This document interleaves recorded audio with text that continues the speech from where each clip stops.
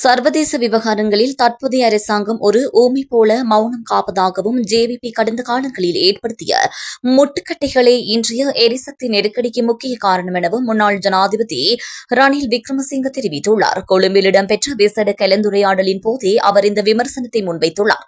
இலங்கையின் எண்ணெய் சேமிப்பு மற்றும் விநியோக முறைகள் குறித்து பேசிய அவர், ஜனாதிபதி அனுரகுமார திசாநாயக்க தலைமையிலான ஜேவிபியின் கொள்கைகள் நாட்டை பின்னோக்கி தள்ளியது. எண்ணெய் சேமிப்பு முறைகள் என்பது காலங்காலமாக பயன்பாட்டில் உள்ளவை. முதலில் அமெரிக்க நிறுவனங்களோடும் பின்னர் எண்ணெய் கூட்டு தாபனத்தோடும் நாம் இவற்றை முன்னெடுத்து வந்தோம். 2003ஆம் ஆண்டில் திருகோணமலை எண்ணெய் தாங்கிகளை இந்தியாவிடம் ஒப்படைக்க நான் முயற்சி செய்தேன்.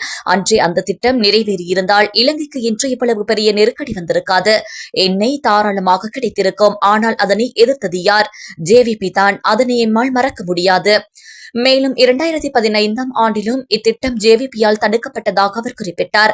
2024ஆம் ஆண்டில் நிறைவடைந்திருக்க வேண்டிய விசாகப்பட்டினம் இலங்கை இடையிலான எண்ணெய் குழாய் திட்டத்தையும் அனுரகுமார தலைமையிலான தரப்பினரே முடக்கினர்.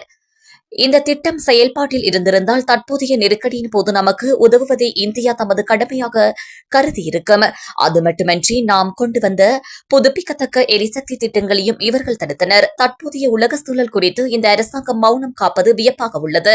ஒரு ஊமையைப் போல செயல்படும் இந்த அரசு குறைந்தபட்சம் ஈரானிய ஆன்மீக தலைவரின் படுகொலையாவது கண்டித்திருக்க வேண்டும். ஒரு நாட்டின் அரசாங்கத்தை மற்றொரு நாடு பலவந்தமாக அகற்றும் முறையை ஒருபோதும் ஏற்க முடியாது. இது ஒரு சுதந்திர நாட்டின் இருப்பு தொடர்பான ஆழமான பிரச்சினை. அமெரிக்க ஜனாதிபதி டொனால்டு டிரம்ப் உலகை தனது விருப்பப்படி இயக்க முயற்சிக்கின்றார். இஸ்ரேலுடன் இணைந்து ஈரானுக்குள் குழப்பத்தை ஏற்படுத்தி ஆட்சி மாற்றத்தை கொண்டுவர டிரம்ப் நினைத்தார். சுவிட்சர்லாந்து, நோர்வே போன்ற நாடுகள் இந்த செயல்கள் சர்வதேச சட்டத்திற்கு முரணானது என தைரியமாக கூறியுள்ளன. ஆனால் இலங்கை அரசு இன்னும் ஒரு முறையான அறிக்கையை வெளியிடாமல் போர் நிறுத்தப்பட வேண்டும் என்று மட்டும் கூறி நழுவுகின்றது எனவும் ரணில் சுட்டிக்காட்டியுள்ளார்.